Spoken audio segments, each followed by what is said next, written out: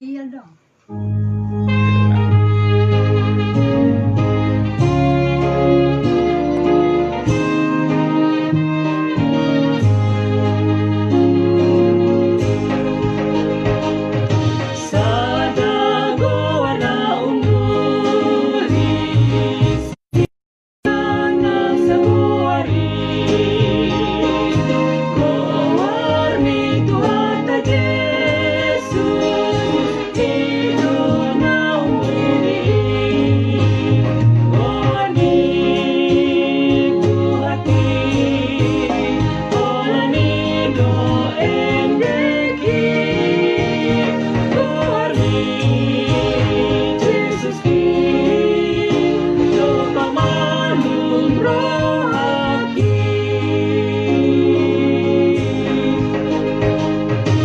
Kasih karunia dan damai sejahtera dari Tuhan Allah Bapa kita, dan dari anaknya Tuhan Yesus Kristus menyertai kamu sampai selamanya. Amin. Selamat pagi saudaraku, selamat melakukan aktivitas yang baik untuk pemulihan Tuhan. Dipandu firman-Nya dari Ibrani 1 ayat 4, demikianlah firman Tuhan. Jauh lebih tinggi daripada malaikat-malaikat, sama seperti nama yang dikaruniakan kepadanya, jauh lebih indah daripada nama mereka. Demikianlah firman Tuhan. Bapak Ibu Saudaraku yang terkasih dalam Yesus Kristus, Tuhan berbicara untuk memperkenalkan dirinya dan memberitahukan kehendak-Nya kepada manusia dengan berbagai cara. Dia berbicara kepada kita melalui matahari yang bersinar terang setiap pagi, juga melalui bulan dan bintang yang bersinar pada malam hari, melalui samudera raya, melalui gunung-gunung dan lembah. Singkatnya, Tuhan berbicara kepada kita melalui seluruh alam ciptaannya dan seluruh isinya. Atau pernyataan ini kita kenal dengan pernyataan umum. Bisa juga Tuhan berbicara kepada kita melalui sebuah bagian kitab suci, atau melalui sebuah buku perenungan. Mungkin melalui sebuah peristiwa penting di dalam kehidupan kita yang kita katakan pengalaman pribadi, perjumpaan pribadi dengan Tuhan.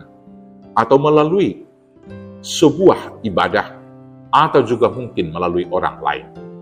Ada banyak dan ragam cara di mana Sang Pencipta yang penuh kasih dapat menyampaikan pesan kepada kita.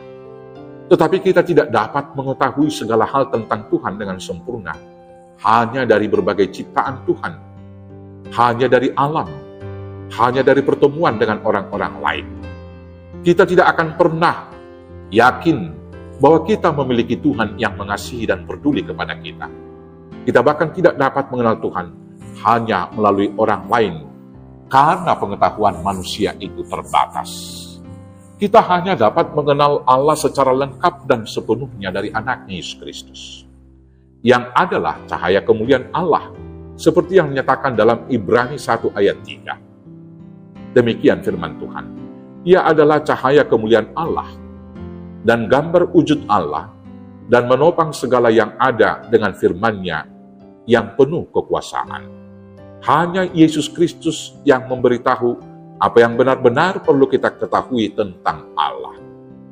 Demikian firman Tuhan di dalam Yohanes 14 ayat 7. Sekiranya kamu mengenal aku, pasti kamu juga mengenal Bapa-Ku. Sekarang ini kamu mengenal Dia, dan kamu telah melihat Dia.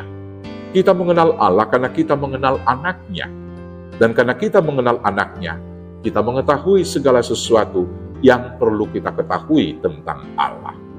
Tuhan memang berbicara kepada kita dengan berbagai cara, sebagaimana dikatakan dalam Ibrani 1 ayat 1. Setelah pada zaman dahulu Allah berulang kali dan dalam pelbagai cara berbicara kepada nenek moyang kita dengan perantaraan nabi-nabi. Tetapi pernyataan Allah melalui alam ciptaan dan perantaraan para nabi tidak cukup membuat manusia mengenal Allah. Maka pada akhir zaman ini, Allah telah memutuskan untuk menyampaikan firman yang terakhir, lengkap dan sempurna, yaitu Yesus Kristus yang adalah firman yang hidup. Dia adalah firman Allah yang sempurna bagi kita. Pesan dari Allah yang memberitahu segala sesuatu yang perlu kita ketahui, yaitu tentang siapa Allah, tentang kasih-Nya yang sempurna bagi kita, dan tentang rencana Allah bagi kita. Hal ini dengan jelas dapat kita baca dalam Ibrani 1 ayat 2 demikian. maka pada zaman akhir ini, Ia telah berbicara kepada kita dengan perantaraan anak-Nya, yang telah Ia tetapkan sebagai yang berhak menerima segala yang ada. Oleh Dia, Allah telah menjadikan alam semesta. Bapak, Ibu, saudara-saudaraku yang terkasih dalam Yesus Kristus, Tuhan Yesus adalah anak Allah yang adalah Tuhan dan Juru Selamat. Dia lebih tinggi dari para malaikat dan para nabi. Hanya kepada Yesus saja Tuhan berkata, "Anakku engkau telah kuperanakkan pada hari ini, dan aku akan menjadi bapaknya, dan ia akan menjadi anakku." Ibrani 1 ayat 5. Bahkan secara eksplisit, Tuhan Yesus berkata dalam Yohanes 14 ayat 6, "Akulah jalan dan kebenaran dan hidup. Tidak ada seorang pun yang datang kepada Bapa kalau tidak melalui aku."